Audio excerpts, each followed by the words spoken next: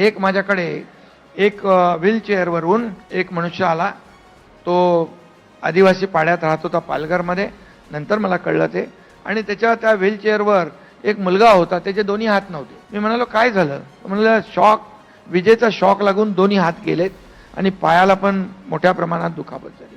तुम्ही याच्या कंपनीमध्ये फोन करा, आम्हाला पैसे मिळतील.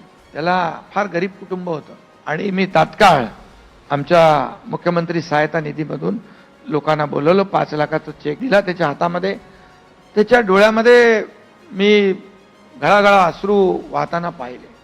त्यालाही वाटलं नव्हतं की आज मी इथे गेलो आणि मला 5 लाख रुपये, 1-2 लाख रुपयाची कंपनीकडून अपेक्षा होती, त्याला 5 लाख रुपये दिले आणि प्रस्ताव वगैरे तर होत राहतील. शेवटी त्याला गरज कधी आहे, आवश्यकता कधी आहे, त्याला हे पाहिलं पाहिजे, त्याला प्राथमिकता दिली पाहिजे.